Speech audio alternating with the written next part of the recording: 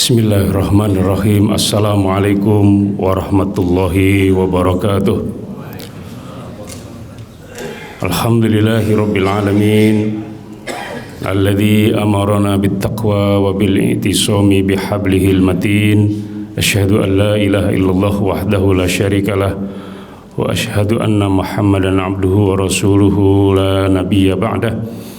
Allahumma salli wa sallim wa barik ala nabiyyina Muhammadin wa ala alihi wa sahbihi ajma'in.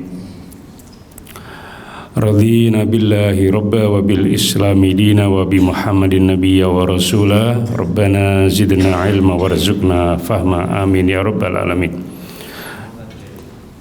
Para guru-guru kami, para sesepuh, para asatidz, dan segenap jamaah kaum muslimin muslimat yang dirahmati oleh Allah, mari kita melanjutkan kajian kitab Nasaihul Ibad pada kesempatan hari ini. Kita akan mengkaji nasihat yang ke-48 di halaman ke-18. Kalau yang buka kitab silahkan dibuka kitabnya. Halaman 18, nasihat yang ke-48 di tengah-tengah itu. Wal maqalah as-saminah wal arbaun, makalah yang ke-48.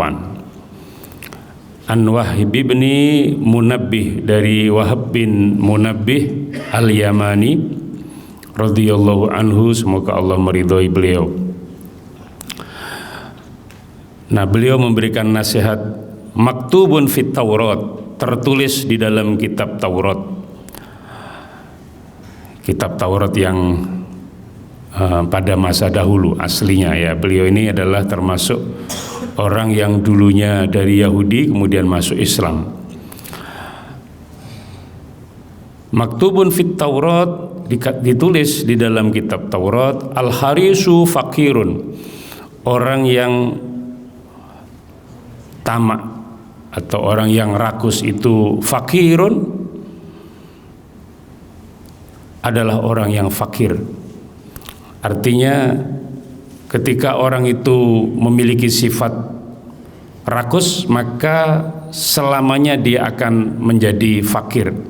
Kenapa fakir? Karena diberi berapapun dia masih kurang. Allah kasih rezeki berapapun masih kurang. Ibarat punya gunung emas satu gunung, masih cari gunung yang lain gitu ya.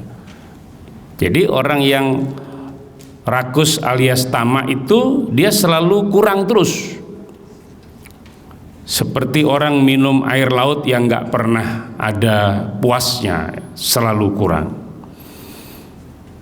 Itu yang pertama. Wa ingkana malikud dunya, walaupun dia adalah penguasa dunia, dia punya kekuasaan, dia punya kekayaan, dia punya jabatan, dia punya apa saja. Aima bainas sama'i wal ard, walaupun dia memiliki apa saja di langit dan di bumi, minal amtiah, dari benda-benda, wal jawahir, dan perhiasan-perhiasan. Jadi walaupun kaya, walaupun jabatannya banyak, walaupun memiliki segala sesuatu, tapi kalau dia punya sifat rakus, maka dia akan menjadi orang yang fakir selalu. Fakir maksudnya selalu kurang terus. Dan model yang demikian ini banyak. Kalau dikasih apa saja oleh Allah, dia merasa masih kurang. Pengen jadi presiden, udah dikasih kesempatan jadi presiden, pengen kurang lagi gitu ya. Udah 1 periode masih kurang, 2 periode masih kurang, 3 periode gitu ya. Begitulah manusia itu ya. Dikasih 1 proyek apa besar gitu ya, masih cari proyek di pulau lain lagi, begitu. Sesuai dengan nasihat yang dipesankan oleh Wahab bin Munabbih ini. Lalu yang kedua, wal muti'u lillah, Orang yang taat kepada Allah muta'un linnas, dia akan ditaati. Orang yang punya ketaatan kepada Allah artinya dia hidupnya selalu taat kepada Allah, berarti dia lurus, baik, benar, tidak pernah menyimpang gitu ya.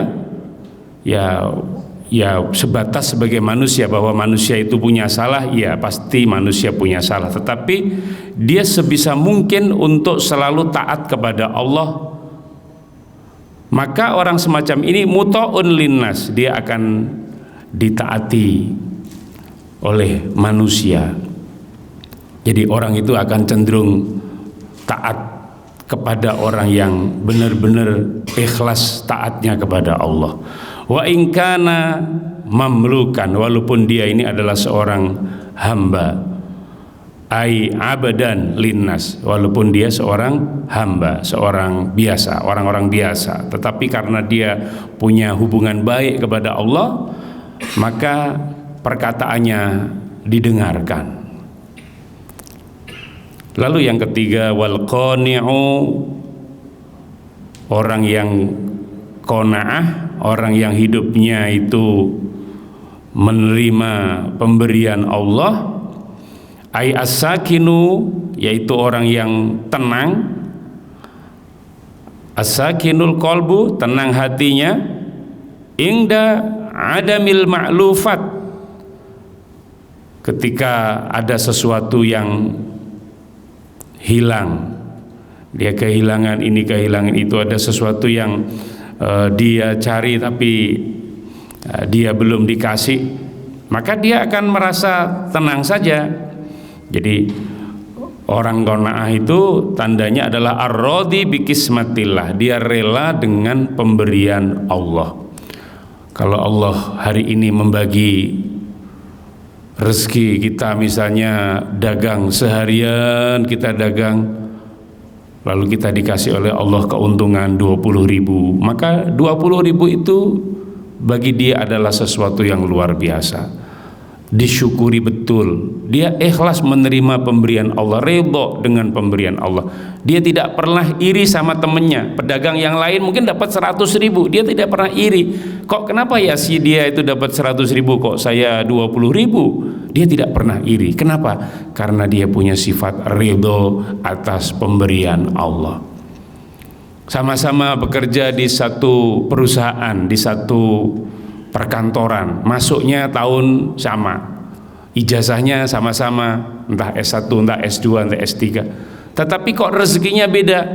Dia akan bilang alhamdulillah, selalu alhamdulillah yang dikatakan, segala puji bagi Allah. Dia tidak pernah iri sama orang yang rezekinya lebih besar, dan dia tidak pernah meremehkan kepada orang yang lebih rezekinya lebih kecil mungkin dibanding dia. Tidak pernah dia merasa sombong, menganggap dirinya paling sukses dibanding yang lain. Jadi itu makna dari orang yang qanaah. Hari-hari sekarang ini mencari orang yang punya sifat qanaah itu tidak mudah. Kita harus selalu berusaha untuk merasa cukup dengan pemberian Allah, sehingga kita masuk dalam kategori orang yang qanaah. Kalau orang qanaah itu ya dia akan menikmati hidupnya dengan baik, walaupun tidak seperti orang-orang lain. Dia naik apa saja, ya, naik angkot ya dia enak, naik bis dia enak, naik mobil dia enak, pokoknya dinikmati saja. Memang itulah yang Allah kasih. Kalau dia hari ini makannya ketemu tempe saja, ya dia bersyukur masih ketemu tempe gitu ya. Dia tidak pernah ngiri sama orang yang makannya pakai sate. Jadi dia nikmati saja pemberian Allah, karena Allah sudah menyediakan dan dia bersyukur atas yang disediakan oleh Allah. Itu hakikat orang yang qanaah itu. Wal qani'u ghaniyun, kata Wahab bin Munab. Orang yang qanaah itu ghaniyun, kaya dia. merasa selalu kaya, cukup terus. Wa in kana ja'ian, walaupun dia itu sebenarnya sedang lapar, tapi karena dia qanaah, maka rasa laparnya ini tidak terasa bagi dia. Nah, ini berat, ini sulit ya, sulit. Nah, tapi kita diajarkan begitu. Ya, ini sesuatu yang diajarkan agama kita.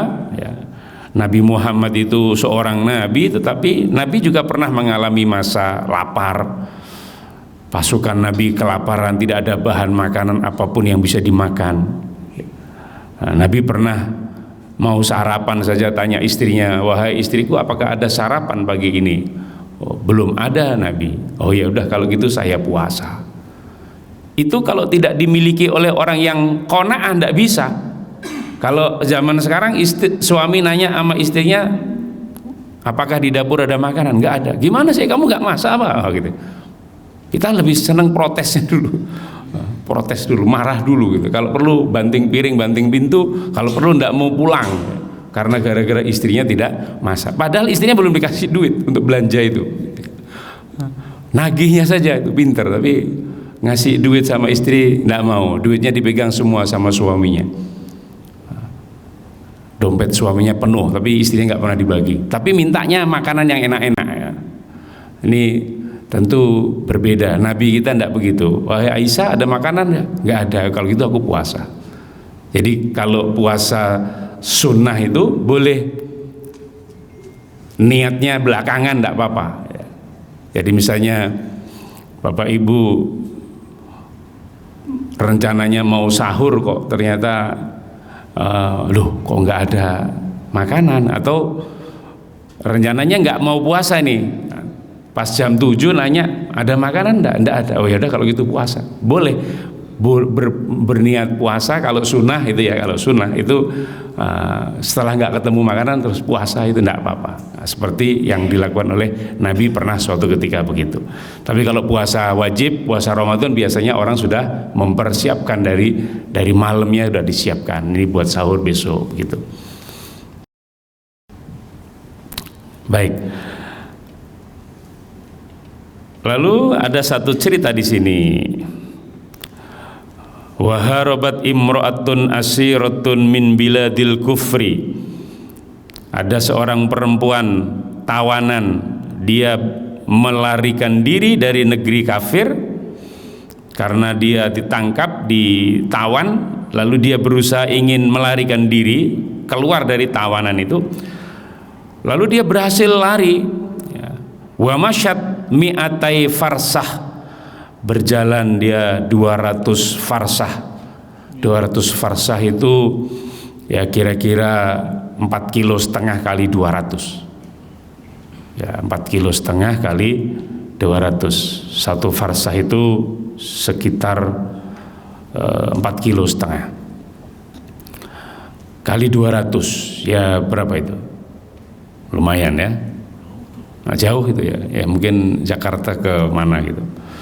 Walam takul syai'an, tapi dia nggak ada makanan sama sekali. Nggak makan, nggak minum, jalan terus karena dikejar oleh mungkin dari pasukan negeri kafir ini sedang mencari dia, maka dia nggak istirahat. Lalu ditanya fasuilat, lalu ada orang bertanya, kaifa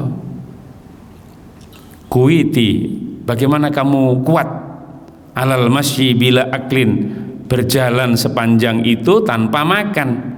Faqalat, lalu dia mengatakan, kullama jitu, ketika aku lapar, qara'tu kul huwallahu ahad salasa marrat, setiap kali aku merasakan lapar, aku membaca surat kul huwallahu ahad 3 kali. Fa asba'u, lalu aku menjadi kenyang. Ya ini satu kisah yang dialami oleh orang yang menjadi kekasihnya Allah. Orang yang menjadi kekasihnya Allah itu kebutuhannya dipenuhi sama Allah. Ya, contohnya di Quran siapa? Nah, Maryam. Maryam itu seorang yang tinggal di masjid gitu. Lalu Nabi Zakaria nanya, wahai Maryam, di kamarmu kok banyak buah-buahan, dari mana? Oh, ini dari Allah gitu. Kenapa? Karena Maryam adalah perempuan yang baik, perempuan yang taat, perempuan yang menjadi dipilih oleh Allah menjadi perempuan terbaik ala nisa'il alamin. Ya. Maka orang-orang yang menjadi kekasihnya Allah karena ketaatannya, karena kecintaannya kepada Allah sangat tinggi, mereka ini kebutuhannya dijaga oleh Allah. Nah, salah satunya orang ini. Wal maqalah at-tasi'ah wal arbaun. Berikutnya makalah yang ke-49. An ba'dil hukama, dari sebagian para ahli hikmah, nasihat dari para ahli hikmah radhiyallahu anhu, semoga Allah meridhoi. Man arafallaha lam yakun lahu ma'al khalqi ladzatun. Siapa saja yang mengenal Allah, sudah kenal sama Allah. Siapa yang sudah kenal sama Allah, arif kepada Allah, lam yakun lahu ma'al khalqi ladzatun. Dia tidak merasa nyaman bersama makhluk. Maksudnya begini, dia nyamannya sama Allah begitu. Orang kalau sudah kenal sama Allah, maka dengan Allah itu dia sudah nyaman. Bersama Allah itu dia nyaman. Walaupun tidak ada makhluk di situ, walaupun tidak ada siapa-siapa di situ, tapi dia akan merasa aman, merasa nyaman, merasa tenang, merasa selamat ketika dia bersama Allah. Bagaimana tidak? Kalau Allah itu maha kuat, lalu kita kenal sama Allah yang maha kuat, masa kita takut hidup sementara kita ini bersama Allah yang maha kuat? Kalau Allah itu maha pemberi rezeki, Ar-Razzaq, lalu kita bersama Allah, masa Allah punya rezeki banyak kita nggak dikasih, sementara kita ini dekat sama Allah. Jadi orang yang kenal sama Allah, dekat sama Allah, itu dia tidak ada kekhawatiran. Di dalam Al-Quran dikatakan, ala inna awliya Allahi la khaufun alaihim. Ingatlah bahwasanya kekasih-kekasih Allah itu tidak ada rasa takut dalam hidupnya. La khaufun alaihim, tidak ada rasa takut dalam. Nggak takut miskin, nggak takut nanti nggak dapat jatah, nggak takut nanti kelaparan. Karena yang penting dia sudah usaha, dia kerja maksimal, dia lakukan perintah Allah, dia jalani yang diperintah, yang dilarang dia jauhi. Pasti orang yang begini ini dalam jaminan Allah. Jadi nggak usah takut misalnya nanti kalau saya nggak jadi presiden, anak saya gimana? Maka harus jadi presiden anak saya. Nggak perlu takut, nggak usah takut. Ya, Allah yang ngatur aja nanti. Kalau memang orang itu kenal sama Allah, dia tidak perlu khawatir. Tapi kalau orang nggak kenal sama Allah, khawatir. Wah, nanti gimana ya? Nanti gimana ya? Gitu. Bapak Ibu, sekedar perbandingan. Kalau kita pergi ke suatu tempat, lalu kita ini dikawal oleh, katakanlah ada tentara 4 ngawal kita gitu ya, di depan, di samping, kanan, kiri, di belakang. Ada 4 tentara ngawal kita. Kira-kira takut ada preman nggak di depan itu? Ya nggak usah takut. Kenapa? Wong ada tentara 4 ngawal, masa takut gitu. Itu kalau baru tentara. Lah kalau yang ngawal kita ini malaikat, malaikat raqib atid, kanan kiri dan di depan belakang malaikat hafadhoh. Ada 4 malaikat yang ngawal kita. Apa ya kita takut? Itu baru malaikat. Kalau yang ngawal kita langsung Allah, apa ya orang merasa takut? Tentu tidak. Nabi Muhammad ketika hijrah ke Madinah karena sedang dalam posisi dikejar, maka Nabi Muhammad menyelinap ke dalam gua Sur bersama sahabatnya, yaitu Abu Bakar. Ketika orang kafir ngubek-ngubek di samping gua Sur itu, ngubek-ngubek itu, mencari, memeriksa di samping Gua Sur, sampai di depan pintu Gua Sur itu diperiksa oleh kaum kafir ini. Abu Bakar sudah gemetaran, khawatir nanti orang kafir ini masuk gua dan kemudian menangkap. Yang dikhawatirkan Abu Bakar bukan dirinya. Siapa yang dikhawatirkan? Khawatir Nabi ketangkep. Kalau Abu Bakar ketangkep ya dia sudah siap. Tapi kalau Nabi ketangkep gimana? Saking gemetarnya itu, lalu Nabi mengatakan, la takhaf, hei Abu Bakar, jangan takut, Allah bersama kita. Jadi walaupun cuma berdua, Allah bersama beliau di dalam gua itu, sehingga kemudian Abu Bakar tidak takut. Dan orang kafir itu kemudian gak jadi masuk ke dalam gua, belok dia. Allah belokkan. Kalau di dalam tradisi Muhammadiyah, dulu Jenderal Sudirman, bapak kita Jenderal Sudirman, bapak TNI kita, pendiri TNI kita, beliau ini memimpin perang dalam situasi beliau sedang sakit, tapi memimpin perang. Suatu ketika beliau singgah di satu rumah, dan di rumah itu ternyata diketahui, oh itu loh yang dicari-cari ada di dalam rumah itu, ya Jenderal Sudirman beserta beberapa pasukan. Nah yang dicari Jenderal Sudirmannya, Belanda mencari. Ketika Belanda masuk ke dalam rumah itu, dicari di dalam rumah itu, tidak ditemukan Jenderal Sudirman. Yang ditemukan pasukan kecil-kecil. Bagi Belanda nggak ada perlunya, yang dicari Jenderal Sudirman. Nah ketika pasukan ini pergi, orang bertanya, wahai Panglima, tadi Belanda mencari, kok kenapa kita nggak ditangkap? Kenapa dia nggak bisa ngelihat kita? Ya, itu Allah yang jaga. Jadi Allah yang jaga. Ketika ditanya apa rahasianya, Jenderal Sudirman itu punya rahasia. Apa rahasianya? Selalu menjaga wudhu. Kalau batal langsung wudhu, batal langsung wudhu itu satu. Yang dua, selalu berzikir la ilaha illallah, zikir terus. Yang ketiga, Jenderal Sudirman itu senang berpuasa sunnah. Nah yang begini-begini ini apakah dimiliki oleh kita gitu ya?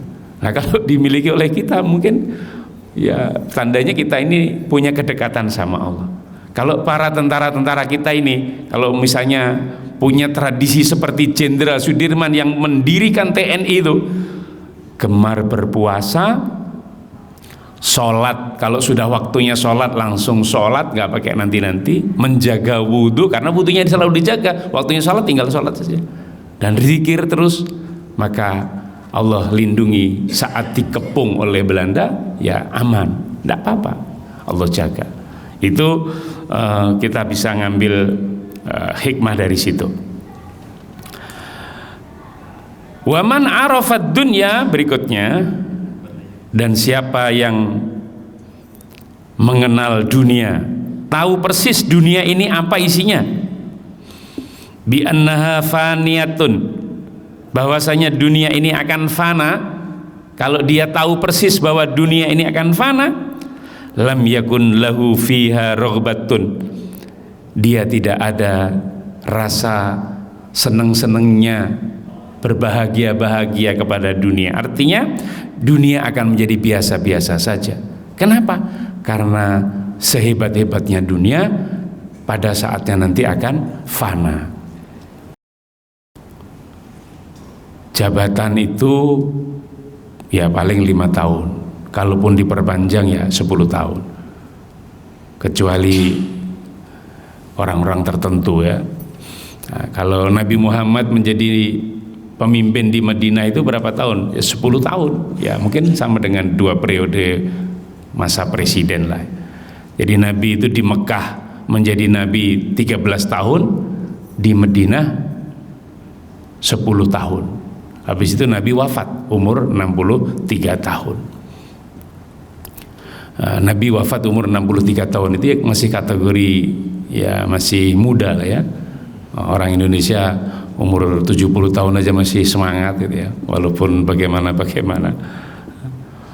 Nah, Abu Bakar menjadi khalifah nggak lama juga. Umar jadi khalifah juga nggak lama. Jadi beliau-beliau itu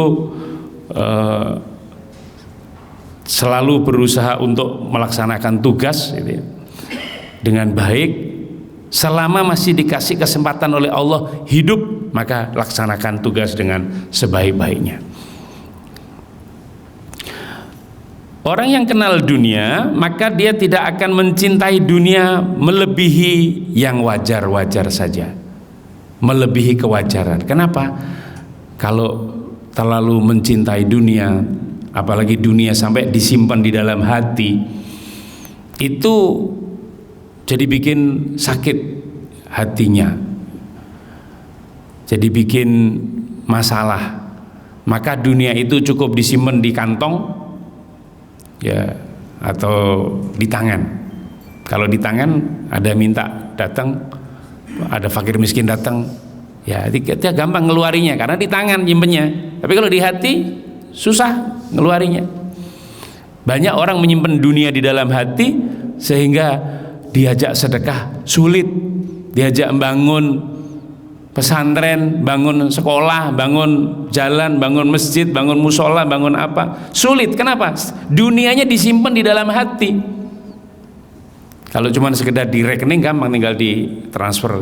Tapi kalau di dalam hati ini susah, berat hatinya memegang dunia ini. Saking kencengnya, saking kuatnya. Ada anak yatim nangis gak bisa sekolah juga, dia gak akan tergoyahkan untuk membantu anak yatim. Kenapa? Terlalu rapi nyimpen dunianya di dalam hati yang paling dalam, sehingga itu membuat dia berat kepada dunia. Dan orang yang berat kepada dunia itu, ya seberat apapun pada saatnya dunia akan ditinggalkan, atau dia akan meninggalkan dunia. Balikhtarad daral baqiyah, orang yang kenal dunia maka dia akan memilih negeri akhirat yang kekal. Karena dunia tidak kekal, maka yang dicari negeri yang kekal. Wa amila laha, dan dia beramal untuk negeri akhirat. Ada orang ditanya, mau nggak pengen melihat pahala atau dari kekayaan atau sesuatu yang kita lakukan? Mau, caranya gimana? Jadi kalau ada orang duitnya banyak nih, terus dia pengen jagain duitnya itu, bisa dititip aja.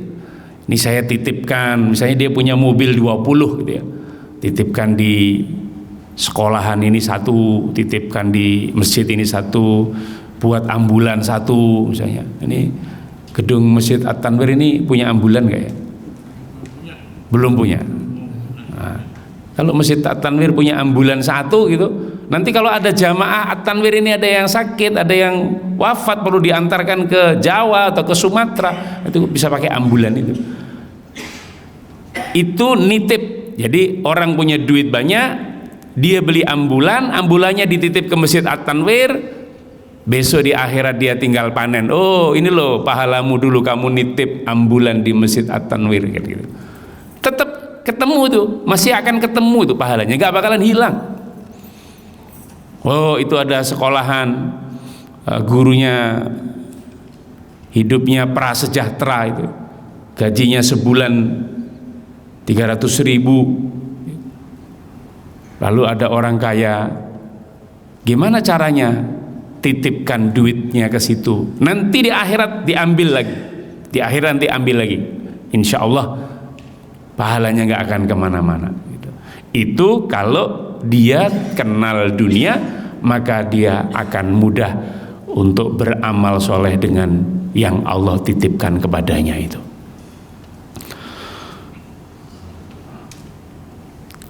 Nah, kita loncati sedikit, ini ada syair ya. Wal maqalah al khamsun.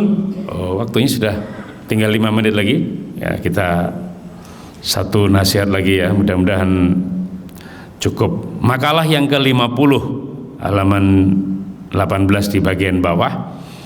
An Abil Faid Dhunnun al-Misri, Dhinnun al-Misri, dari Abul Faid yaitu Dhunnun al-Misri.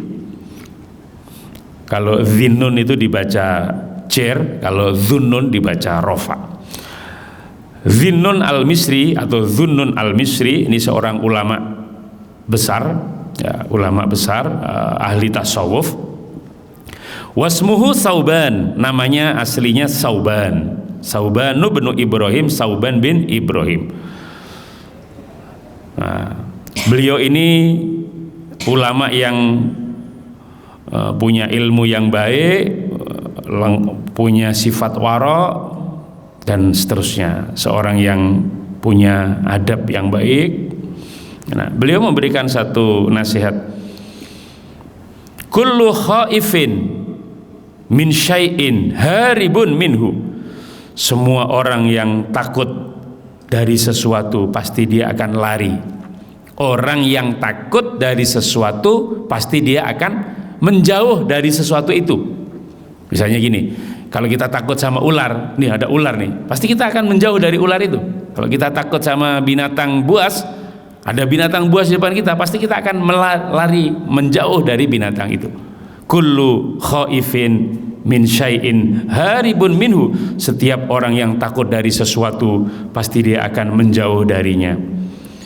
Lalu dikasih penjelasan, ai faman khafa min adzabin nar, siapa yang takut siksaan neraka, amila amalan yub'iduhu minha, pasti dia akan melakukan pekerjaan yang akan menjauhkannya dari neraka. Jadi kalau orang takut neraka, dia nggak bakalan mendekati neraka. Wong dia takut sama neraka kok. Kenapa dia takut? Karena dia yakin badannya nggak akan kuat kalau dicemplungkan ke dalam neraka itu. Bapak Ibu kalau lihat orang tukang jualan sate itu ya, lihat orang tukang jualan sate, itu ada bara api lalu ada ayam atau kambing dipanggang itu bayangkan kalau tangan kita yang dipanggang di atas sate itu, di atas tungku sate itu, kira-kira 5 menit kuat nggak gitu ya, jangankan 5 menit, 1 menit aja belum tentu kuat gitu ya, dan pasti melepuh tangan kita.